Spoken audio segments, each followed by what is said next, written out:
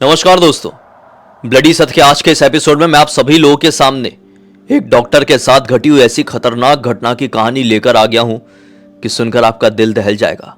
इसलिए बिना देरी किए अभी से 40 साल पहले सन 1984 के आसपास आपको ले चलता हूं और शुरुआत करता हूं उस खौफनाक घटना की कहानी की। तो उत्तराखंड के एक दुगड्डा नाम के छोटे से टाउन में नरेंद्र नाम के एक डॉक्टर रहा करते थे। नहीं, ये शुरू से वहां पर नहीं रहते थे। दुगड्डा से पहले ये दुगड्डा के बाजू वाले गांव में रहते थे। वहां पर एक सरकारी अस्पताल था, वहां पर ये नौकरी किया करते थे एज अ डॉक्टर। और दुगड्डा के लोग नरेंद्र जी को बहुत अच्छे से जानते थे।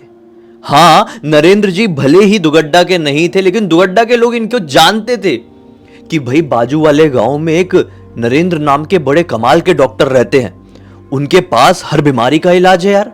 वो हाथ भी लगाते हैं तो सामने वाला मरीज ठीक हो जाता है। डॉक्टर के रूप में वो भगवान है।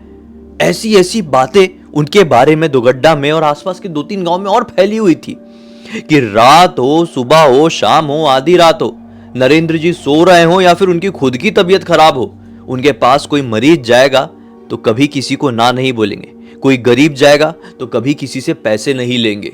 जब दुगड्डा वालों को पता चला कि नरेंद्र जी ट्रांसफर होकर दुगड्डा के ही अस्पताल में आ रहे हैं, तो गांव में खुशियों की लहर दौड़ पड़ी। नरेंद्र जी यहां पर आए, अपना सेटल्ड हुए और सचमुच में दुगड्डा के लोग उनसे बहुत खुश थे। अब किसी को कुछ भी परेशानी होती, नरेंद्र जी के पास ही आते। जितने भी प्राइवेट डॉक्टर्स, वैद्य वहां पर रहे होंगे, उनके पास कोई नहीं जाता। और इसमें गलत भी कुछ नहीं है। अगर गांव वालों को उनसे आराम मिल रहा है तो उनके पास ही जाएंगे ना। अब नरेंद्र जी भी नेचर, मैंने आपको बताया, पैसे पूसे भी गरीब लोगों से लेते नहीं थे। ऐसी एक दिन की बात है, उनकी अब ख्याति तो दुगड्डा के आसपास के और गांव में बढ़ गई थी। बढ़ जाती है, ऐसा नाम हो जाता है। अच्छे लोग होते हैं, उनका नाम होता है। तो इनका भी इतना नाम हो गया था, आजू बाजू के गांव वाले भी इनके पास इलाज करवाने के लिए आते थे। और जैसा मैंने बताया, गरीबों की मदद करने में आगे थे, तो बाजू वाले गांव में गरीब लोग भले इनके पास नहीं आ पा रहे, ये उनके पास जाकर उनका इलाज कर देंगे। तो ऐसी एक दिन की बात है, ये अपने अस्पताल में ही किसी मरीज का ट्रीटमेंट कर रहे थे। ट्रीटमेंट करते करते रात के लगभग 11:30 बज गए। बाहर घनी बारिश हो रही थी, मौसम काफी ज्यादा बिगड़ा हुआ था और ये मरीज अभी ठीक हुआ। डॉक्टर साहब ने बोले कि ठीक है, अब आप भी घर निकलिए और हम भी निकलते हैं, बहुत रात हो गई है। हमारी जो मम्मी है बहुत टेंशन लेगी। जी हाँ, इनकी मम्मी इनसे बहुत प्यार करती थी और जरा जरा सी बात के लिए इनके लिए बहुत फिक्र करती थी। तो नरेंद्र जी ने भी उस मरीज को घर के लिए रवाना किए। अपना अस्पताल बंद किए हैं, छोटा सा अस्पताल था, बंद किए हैं और अपने घर की तरफ बढ़ने लगे। कीचड़ था, सड़क में पानी वानी भरा हुआ था, निकल रहे थे, कच्ची रोड थी। पहले के टाइम में 84 की बात कर रहा हूँ, रोड में पानी वानी भरा हुआ था। थोड़ी आगे बढ़े अपने अस्पताल से कि इनको पीछे से एक भारी सी आवाज सुनाई देती है, डॉक्टर साहब, डॉक्टर साहब। ये रुके, पलट कर देखे तो क्या पाए, दुबला पतला सा आदमी, 40 साल के आसपास की उम्र रही होगी और बड़ा मायूस सा इन्हें दिखाई दे रहा है। मतलब बहुत अपना मुंह उतारे, इनसे किसी मदद की आस लिए इन्हें घूर रहा है। डॉक्टर साहब पलट के उसके पास गए, बोले क्या हो गया। आदमी कहता है कि डॉक्टर साहब, मैं बाजू वाले गांव में रहता हूँ, वहाँ पर मेरी बेटी की बहुत ज़्यादा तबीयत खराब है।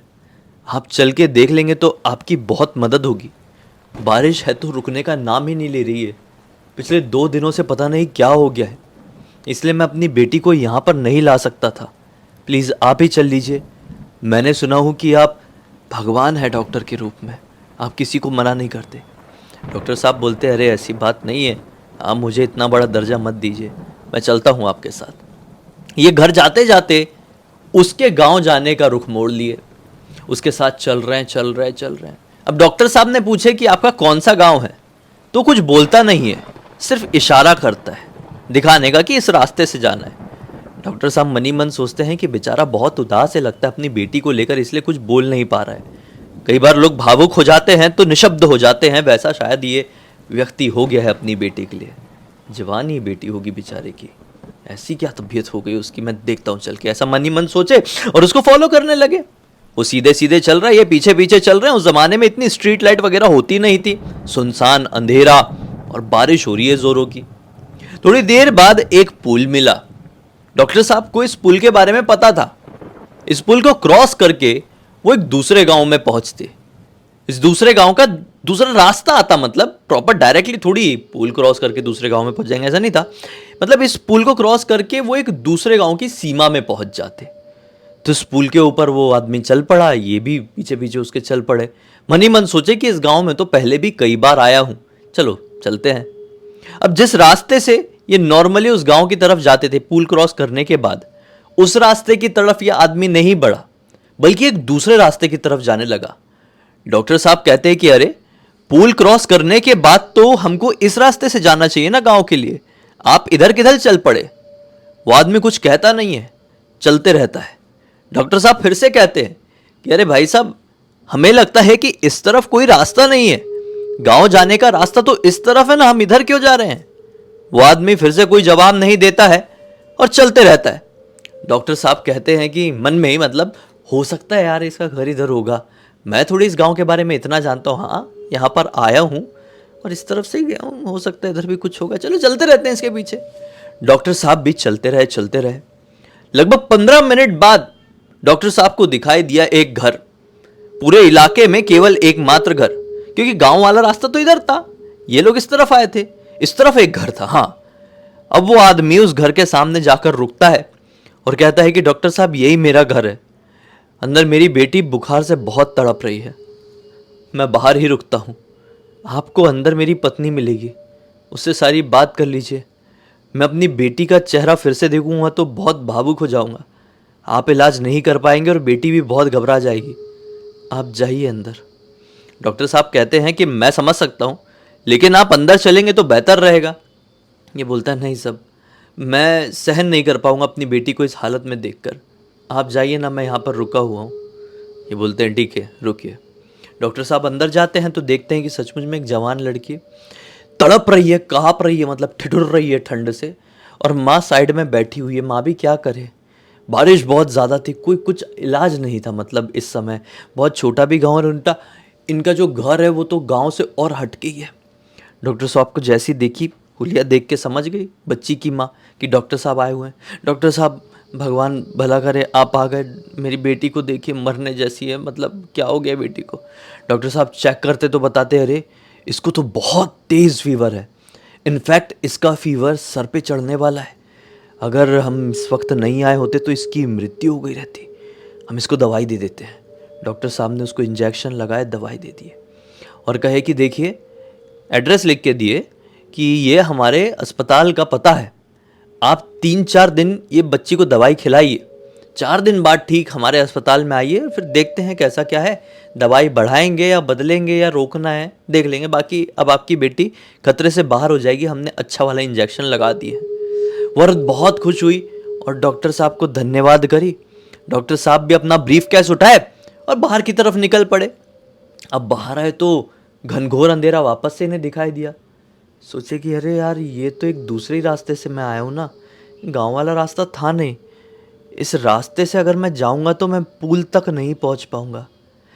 वो आदमी बाहर ही खड़ा था अभी भी। इससे कहते हैं कि अरे भाई साहब, जिस रास्ते से हम अभी आए ना, उस रास्ते को मैं बहुत अच्छे से नहीं जानता हूँ, मैं अपने नॉर्मल गांव वाले रास्ते को जानता हूँ, आपका घर तो गांव के बाहर तरफ है, आप मुझे अगर पुल तक छोड़ देंगे तो मैं अपने शहर, अपने घर तक अच्छे से पहुंच पाऊंगा, क्योंकि पुल के बाद तो फिर रास्ता मुझे अच्छे से पता है डिटेल में, लेकिन अभी यहां से मैं पुल तक नहीं पहुंच पाऊंगा, तो छोड़ देंगे क्या। तो ये व्यक्ति अपना सिर नीचे लटकाए खड़े रहता है, कुछ बोलता नहीं है। ये बोलते हैं, भाई साहब आप पहले अपना नाम बताइए, मैं भाई साहब कह के बात कर रहा हूँ, अजीब लग रहा है। आदमी बोलता है नंदू। तो ये बोलते हैं कि नंदू भाई देखो, मैं अकेले नहीं जा पाऊंगा, बारिश भी बहुत अच्छी खासी हो रही है और आपका घर यहीं पर है, मुझे आप छोड़ देंगे तो क्या बुराई है, मैं भी आपकी बेटी का इलाज करने के लिए आया ना, मैंने मना किया क्या।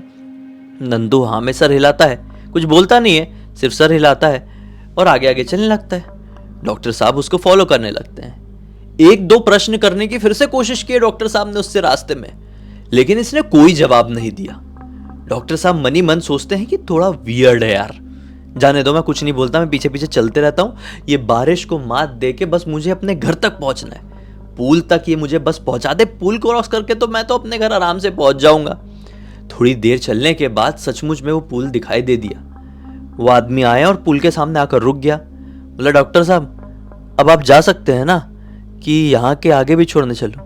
डॉक्टर साहब बोलते हैं नहीं नहीं नहीं, ये तो फिर मेरा शहर लग रहा है यार, मुझे सब पता है, डेली आना जाना है यहाँ पे, तो आप जा सकते हैं अभी। ऐसे बोल के डॉक्टर साहब एक कदम आगे बढ़े हैं और इनके दिमाग में आया, अरे अब अकेले जाएगा क्या? पलट के पूछता हूँ। जैसी पलटे हैं इससे वापस से बात करने के लिए तो क्या पाए, पीछे लिटरली कोई भी नहीं है, दूर दूर तक सुनसान। एक जोर की बिजली भी कड़की, फ्लैश आया और सचमुच में सपाट जंगल, पगडंडी वाला रास्ता, कोई भी नहीं है। डॉक्टर साहब के काटो तो खून नहीं, बोले ये क्या हुआ? अपने कदमों की रफ्तार बढ़ाए, पुल क्रॉस की अपने घर पहुंच गए। इनकी मम्मी ने भी पूछी घर पहुंचने के बाद कि क्या हुआ बेटा, बड़ा परेशान लग रहा है नरेंद्र। तो डॉक्टर साहब बोलते हैं नहीं माँ जी कुछ नहीं, मैं ठीक हूँ, आप आराम कीजिए, आज खाने का भी मन नहीं है, सो जाते हैं। और ये सो गए। डॉक्टर साहब ने अपनी जिंदगी नॉर्मल कर ली। लेकिन ठीक 4 दिन बाद इनके अस्पताल में वही औरत आती है जिसे घर गए थे ये।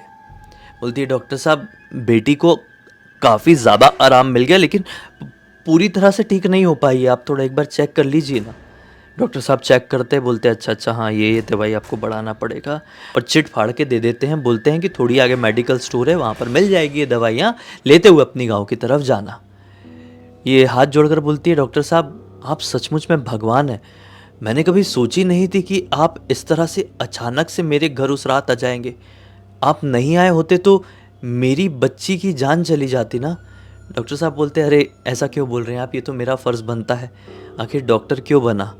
ये बोलती है हाँ डॉक्टर साहब वो तो ठीक है, लेकिन आप सचमुच में भगवान तो नहीं है? आपको कैसे पता चला कि उस छोटे से गांव के उस छोटे से घर में मेरी बेटी बीमार पड़ी हुई है? आप इतनी दूर से शहर से इतनी रात गए भरी बारिश में मेरे घर पर आए। डॉक्टर साहब शॉक्ड, बोलते कैसे बात कर रही हैं आप? आपने तो शायद अपने पति देव को मेरे पास भेजी थी, वही तो आए अस्पताल में मेरे पास, मैं अस्पताल बंद करके जा रहा था, उन्होंने ही बताया कि उनकी बेटी की तबीयत खराब है, वही तो मुझे आपके घर तक लेकर आए। ये बोलती है साहब ये पॉसिबल नहीं हो सकता। डॉक्टर साहब कहते हैं कि क्यों पॉसिबल नहीं हो सकता? उसके बाद जो औरत बताती है उसे सुनकर डॉक्टर साहब के पैरों तले ज़मीन निकल जाती है। जी हाँ, जो आप सोच रहे हैं वही बताती है कि मेरे पति की मृत्यु तो आज से 7 साल पहले ही हो चुकी है। उस रात में भी घनी बारिश हो रही थी, बहुत जोरों की, बिजली कड़क रही थी। मैं और मेरे पति ही थे घर पर। मेरी बच्ची बहुत छोटी थी, बुखार से मेरी पति तड़प रहे थे बहुत बुरी तरीके से। और जैसा आपने मेरी बेटी के लिए कहे थे, शायद मेरे पति के साथ भी उस रात वही हुआ। मैंने सोची थी कि सुबह तक बारिश थम जाएगी, अस्पताल लेकर आ जाऊंगी सुबह ही, लेकिन रात में ही मेरे पति ने दम तोड़ दिए। बुखार शायद उनके सर पर चढ़ गया था, वो ख़त्म हो गए। मेरी बेटी बड़ी हुई। ठीक 7 साल बाद उसी की तरह बारिश की रात में 4 दिन पहले मेरी बेटी की भी तबीयत खराब हुई। तो क्या मतलब मेरे पति की आत्मा आपके पास आई? डॉक्टर साहब ने उस समय के लिए बोल दिया कि नहीं नहीं ऐसा कुछ नहीं है, ऐसी चीज़ों पर आप विश्वास मत कीजिए, आप जाइए घर, दवाई लेके बच्ची को सुलाइए, टेंशन लेगी वो। डॉक्टर साहब ने ऐसा बोल दिया और वो औरत अपनी बच्ची को लेके उठी और निकल गई। डॉक्टर साहब सोचते रह गए, शिट ये क्या सीन था?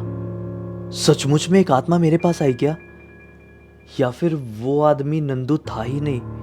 मतलब डॉक्टर साहब ने इस औरत से पूछे भी कि आपके पति का क्या नाम था, तो औरत ने बताई भी थी नंदू नाम था।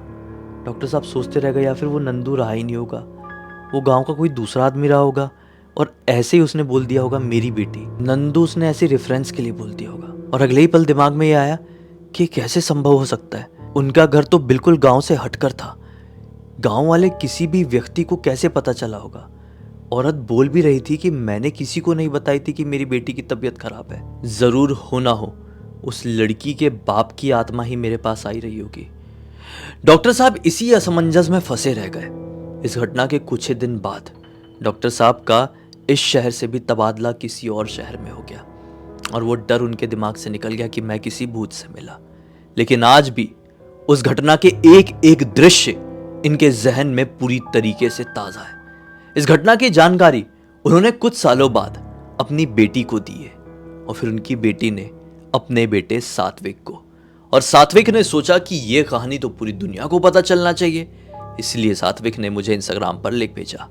मैंने सोचा क्यों ना आपको आज इस चैनल में सुनाऊं, जिससे आपको एक बहुत ही अच्छी मनोरंजन, एक अलग सीख, एक अलग जानकारी मिले। आज के इस वीडियो से क्या सीख मिली आपको, कमेंट सेक्शन में अपनी राय जरूर बताइए। और अब तक इस वीडियो को देख लिए हैं तो लाइक जरूर कर देना, चैनल को सब्सक्राइब करके बेल आइकन दबा के ऑल के ऑप्शन में क्लिक करना, क्योंकि इसी तरह के हैरान कर देने वाले खौफनाक वीडियोस डेली आप लोगों के सामने लेके आता रहता हूं। इंस्टाग्राम की लिंक इस वीडियो के डिस्क्रिप्शन बॉक्स में मिल जाएगी, क्लिक करके डायरेक्टली वहां पर पहुंच जाना। और इसी तरह की कोई भी कहानी, टॉपिक या जानकारी आप लोगों के पास भी है तो लिख भेजना, हो सकता है मेरा अगला वीडियो कल आपके हिसाब से बन रहा हो। तो चलिए कल फिर से मिलते हैं, तब तक के लिए बहुत बहुत धन्यवाद। आपका दिन शुभ हो।